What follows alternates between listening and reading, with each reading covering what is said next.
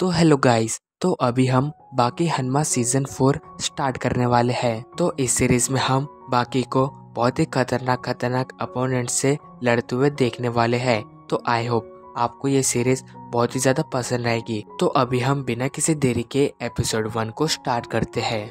Episode की शुरुआत में हम देखते कि बाकी अपनी ट्रेनिंग खत्म करने के बाद एक टेम्पल से नीचे उतरने वाला होता है, पर वही वो मन में सोचता है कैसा होगा अगर मैं 3 सेकंड में यहाँ से नीचे उतर जाऊँ तो। और ये कहते ही वो नीचे उतरने लगता है। हम देखते कि बाकी बहुत ही तेजी से नीचे की ओर जा रहा होता है और वही हम देखते कि उसकी स्पीड बहुत ही ज्यादा बढ़ जाती है, लेकिन वो खुद को संभाल लेता है और बहुत तेजी से नीचे उतरने लगता है। पर देखते ही देखते उसे नीचे उतरते हुए बहुत ही बोर मारने लगता है, जिस वजह से वो वहाँ पे उबासी भी लेता है।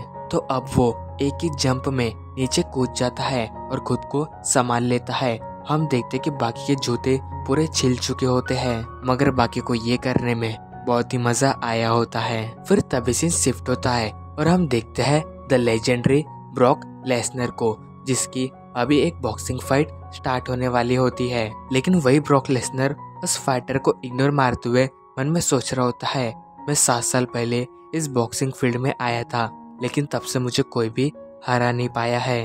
पर वही उस दूसरे फाइटर को ये देख के बहुत गुस्सा आता है कि ब्रॉक लेसनर उसे इग्नोर मार रहा है। और इसके बाद फिर वो फाइटर ब्रॉक लेसनर पे अटैक कर देता है। पर तभी हम देखते कि ब्रॉक लेसनर उसके पंच से बच जाता है और वही उसे अपना एक जोरदार पंच मार देता है। फिर वही वो उसे पकड़ लेता है, जिसके बाद हम देखते कि ब्रॉक लेसनर उसे गोल उठा के पटक देता है और इस वजह से उस फाइटर की हड्डी टूट चुकी होती है। जिसके बाद ब्रॉक लेसनर उसके चेहरे पे लगातार पंचेस मारने लगता है। पर तभी हम देखते हैं कि ब्रॉक लेसनर रुक जाता है, क्योंकि वो जो फाइटर होता है वो नॉकआउट हो चुका होता है। जिसके बाद रेफरी बीच में आके ब्रॉक लेसनर को विनर डिक्लेयर कर देता है और ये देख के सारी ऑडियंस बहुत ही हैरान हो जाती है। इसके बाद हम देखते कि कुछ रिपोर्टर्स ब्रॉक लेसनर का इंटरव्यू ले रहे होते हैं। तो वही एक रिपोर्टर ब्रॉक लेसनर से पूछता है, आप जापान क्यों जा रहे हो? वही ब्रॉक लेसनर कहता है, क्योंकि जापान में वो शख्स है जो मुझे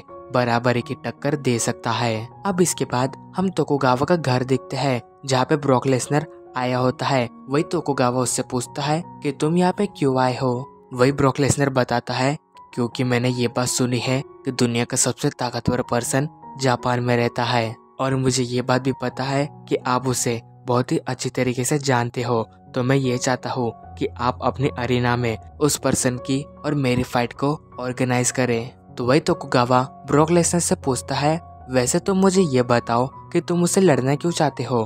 तुम तो पहले से पूरी दुनिया में अपना नाम बना चुके हो। ब्रॉक लेसनर बताता है, मैंने उन बाप और बेटे की फाइट देखी है, जिस वजह से मुझे पता है कि वो लड़का कितना ज्यादा ताकतवर है। तो ये सुन के तोकुगावा कहता है, ओह, तो तुमने वो फाइट देखी है, तो मुझे तुम्हें ज्यादा कुछ बताने की जरूरत नहीं है। लेकिन तुम्हें क्या लगता है, तुम उस लड़के को हरा सकते हो?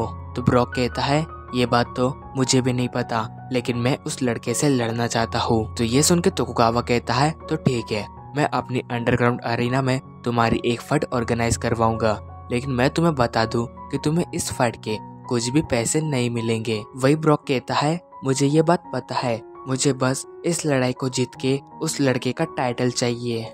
अब ये सुन के तोकुगावा कहता है, लगता है तुम इस फाइट के लिए बहुत ही एक्साइटेड हो, तो तुम मुझे ये बताओ कि तुम इस फाइट को कब लड़ना चाहते हो? वही ये सुन के तोकुगावा कहता है, तो ठीक है, आज रात को ही तुम्हारी उस लड़के के साथ फाइट होगी।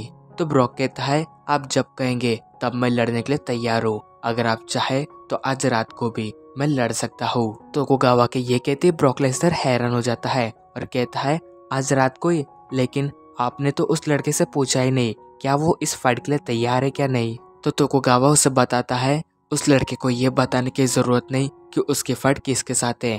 जब उसे फाइट के लिए बुलाया जाएगा वो आ जाता है, तो तुम उससे लड़ने के लिए तैयार हो जाओ। अब इसके बाद सीन शिफ्ट होता है, हम ब्रॉक लेसनर को अंडरग्राउंड अरीना में देखते हैं और वही सारे लोग उसे वहाँ पे देख के बहुत ही ज्यादा हैरान हो जाते हैं। एंड वही ब्रॉक लेसनर मन में सोच रहा होता है, तो अभी मैं दुनिया के सबसे ताकतवर पर्सन से लड़ने वाला हूँ। और ये सोचते हुए ब्रॉक लेसनर के सर से पसीना टपक रहा होता है। फिर तभी वहाँ पे एंट्री होती है बाकी हनुमा की। उसे देख के सारे लोग कह रहे होते हैं देखो दुनिया का सबसे ताकतवर पर्सन यहाँ पे आ चुका है। मगर वही हम देखते कि ब्रॉक बाकी को देख के बहुत ही हैरान हो जाता है, क्योंकि उसे ये नहीं लगा था कि बाकी हाइट में इतना छोटा होगा और उसकी हालत मेरे से भी कम होगी।